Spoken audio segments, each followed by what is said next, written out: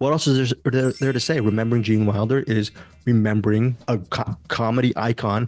Bruce and I are of the same generation. We're both Gen Xers, and I'm gonna put words in your mouth, Bruce. Bruce and I probably grew up watching a ton of Gene Wilder films because in the 70s and the 80s, he was among the comedic greats. He was a box office opener. Okay, whether it's his films with Richard Pryor, movies like Silver Streak, Stir Crazy. Did he do? And then there's No Evil, Hear No Evil. See No Evil, Hear No Evil. Thank you. Yeah, thank you, Eric. Or the other way around. I can't remember. Hear Yeah. No Evil, See No Yeah. one of the two. That movie and Stir Crazy and all that stuff is spotlighted in this documentary. There's also the Mel Brooks stuff. Mel Brooks is interviewed and he talks in depth about his work with Gene Wilder and the producers and Young Frankenstein, and Blazing Saddles. So you're going to get all of that stuff. Of course, the stuff with Willy Wonka and the Chocolate Factory. A lot of that iconic stuff that you're going to, if you're a fan of Gene Wilder, you're going to enjoy. So this is a no-brainer for Gene Wilder fans. The big question is, does this documentary play to the back of the room? People who are not fans of Gene Wilder. And that's the huge question I have, because I'm in the bag for this documentary. I'm only going to say great things. I'm going to lead Eric. Does it play to the back of the room, or is it only a documentary for just huge Gene Wilder enthusiasts? Which I don't know if you are or not. Did this documentary work for you? I don't know that it plays to the back of the room because there's nothing really revelatory about this. It's just, hey, Gene Wilder was a cool guy, and here's a documentary about his life. But at the same time, I can't imagine there's too many people in the back of the room.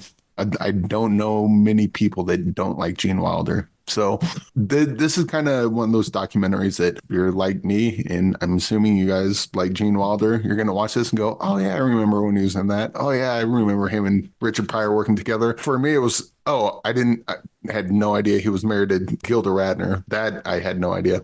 And I guess like of everything in the documentary, that was probably the most interesting part because one, I didn't know that they were married. And then they go into Gilda Radner's death, which is really sad to see. So I guess that part was, new. But mostly it was just all nostalgia. Hey, I remember Willy Wonka.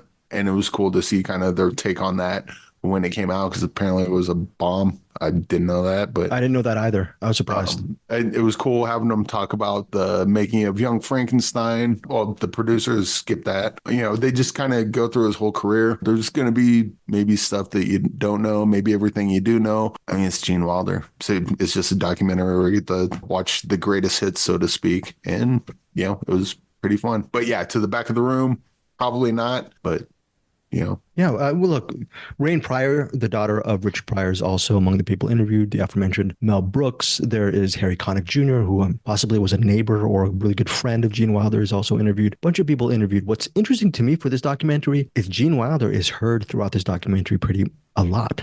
Yeah. Even though he's since passed on. And that is specifically from an audiobook, maybe of his memoirs or a book that he released back in the day. So it's great to actually have the voice of Gene Wilder from an audiobook supporting this documentary as well. Just for me, it was great because I always loved his voice, and I always loved Wilder. And it's a lot for me. This documentary was a huge bunch of memorabilia. I saw, what is it? Hear No Evil, See No Evil. I forgot again. Like Eric, I don't know how you point. Yeah, I saw it in the theaters. There are a couple of Gene Wilder movies I saw in the theaters. I remember either reading a review of Haunted Honeymoon, and it was really bad review. They only spent maybe 30 seconds on Haunted Honeymoon, which Wilder directed, but I remember deciding not to go see it because of the bad reviews. So as a teenager, Wilder was a huge influence for me, and it was great to see his work, and I got to remember why I love Gene Wilder so much. Bruce. Yeah, I'm similar to all of you. I love Gene Wilder. I'm trying to think the first movie I ever saw on video cassette, and this is like in 1974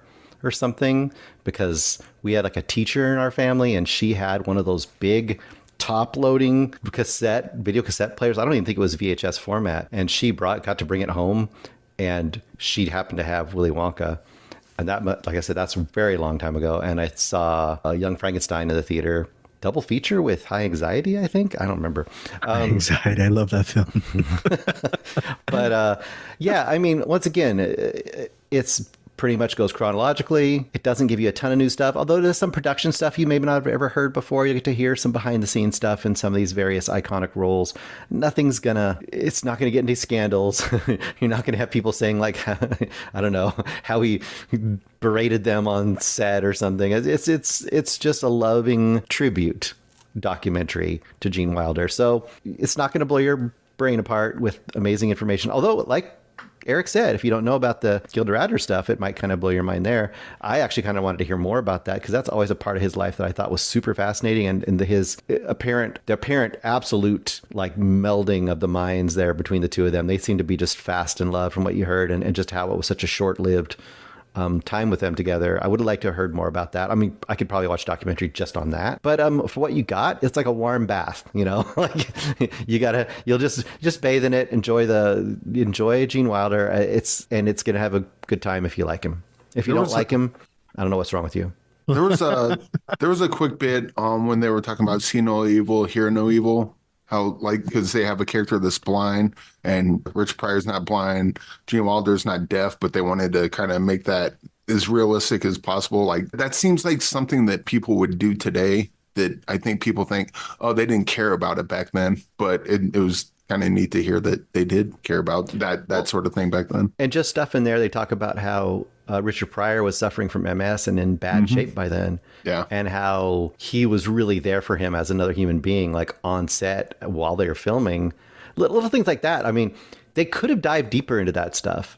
I mean, I kind of understand why they didn't, because they're just leaving it as kind of more like a loving tribute, but they could have done it. I mean, I think we would have all enjoyed it, but that's fine. It was still good, I do remember seeing like Hanky Panky and The Woman in Red, and I haven't seen these since they came out. But I saw them in theaters. Yeah. I remember watching those in HBO, and Gene Wilder was like always, that's what a cool guy looks like.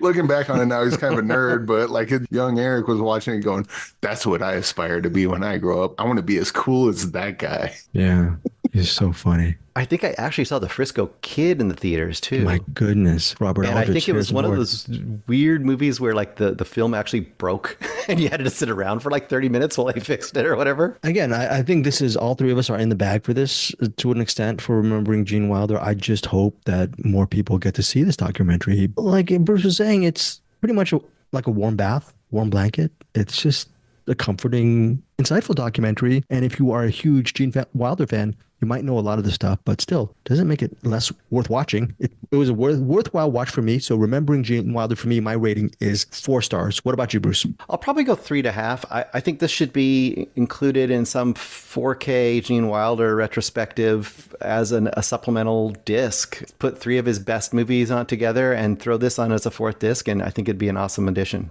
I would buy that. I would definitely buy that, Bruce. Eric, what's your rating? I'll probably go 3 stars on this. I kind of want to go 3-star banger because, like, again, like if you love Gene Wilder, you're going to like it a lot more. If you don't like Gene Wilder, again, if you're one of the 3 people that hate Gene Wilder for some reason, or you just don't know who he is, well, actually, I don't know if you don't know who he is. Maybe it'll endear you to him. But yeah, 3 stars. It's not groundbreaking, but it's, if you're a fan of Gene Wilder, definitely check it out. Okay, that is it. It is now going to be in New York again on March 15th. Following week, March 22nd, it's in Los Angeles, followed by a national expansion. Again, the documentary is Remembering Gene Wilder.